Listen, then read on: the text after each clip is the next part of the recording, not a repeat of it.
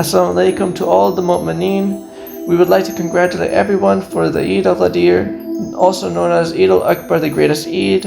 The team of Mahdiya USA will present a new series to discuss some topics and to clarify some of the doubts that will arise from those who have objections towards the events of Ghadeer. So in order to remove any doubts that may exist regarding Ghadeer and the status of Mawla Ali alayhi salam, we will take a look at some of these objections and provide the responses from the Holy Quran and traditions to bring clarification, inshallah.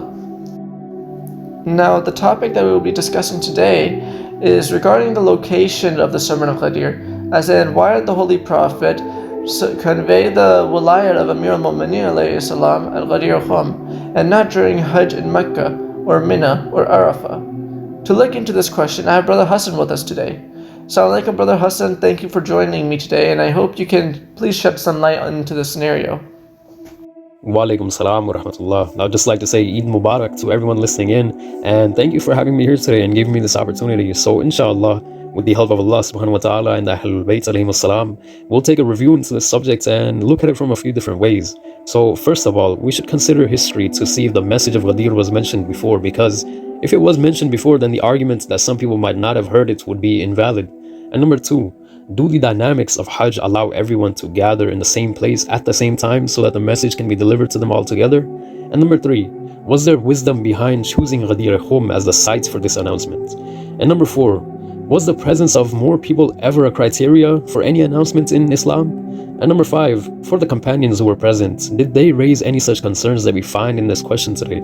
And finally, we'll consider if such attacks are a common occurrence to cultivate doubts about this important Eid, the Eid al-Akbar. And so firstly, this objection would have been acceptable if it was the first time the Imamat and Khilafat of Amir al-Mu'mineen alayhi salam was being announced.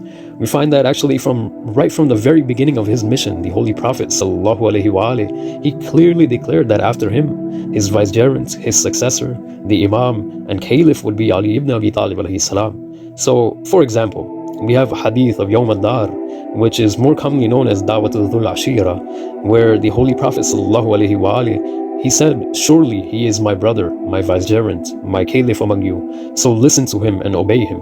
So there's no room for assumptions here, and I think the words of the Holy Prophet sallallahu alaihi wasallam speak for themselves. And when we look into the Battle of Badr, we see that Imam Ali alayhi salam was the standard bearer for the Muslim army, and in this way he was appointed the guide for the Muslim army to look towards. And even within the Battle of Uhud, we see that the Holy Prophet sallallahu alaihi wasallam, he said about Imam Ali alayhi salam that he is from me and I am from him.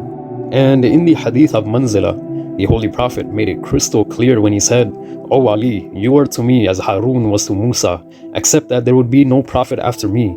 And in the event of Mubahila with the Christians of Najran, Imam Ali alayhi salam went as the self or the nafs of the Holy Prophet sallallahu alaihi wasallam. And here the Holy Prophet establishes a proximity with Amir al-Mu'mineen that shows his likeness to the Holy Prophet, and that establishes his right to rule after the Prophet.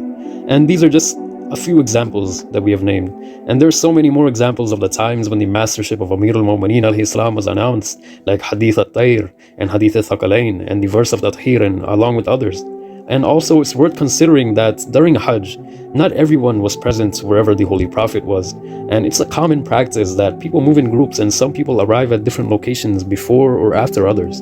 And for this reason, it could very well be possible that had the announcement of the Wilayah of Imam Ali alayhi salam had been made during that time, some people would have had an excuse that they were at another place performing another ritual of the Hajj and missed the announcement. So to put into perspective, the selection of a place for any announcement is very crucial. And we see that Juhfa, which was the place where this announcement was made, was right in the middle of a scorching desert, which is unsuitable for habitation.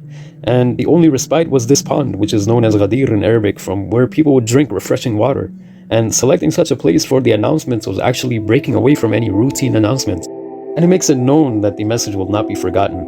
And so for us to give another example, if I call a friend during the day to tell them something important versus if I call them in the middle of the night to convey that same message, the latter case will not be easily erased from my friend's memory who was woken up in the middle of the night, right? And I would say another more relatable example would be the year of 2020 itself, where everyone who witnessed this year would always remember it as the year of the COVID-19 pandemic. And such memories are impossible to forget because they are extraordinary. They're not a routine situation.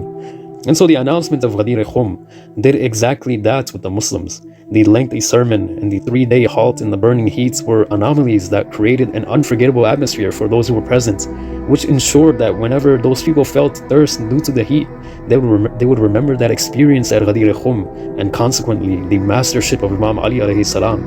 But it's really sad to see that people chose to ignore the memory of this message and abandon Amir al-Mu'mineen just days after the Holy Prophet passed away.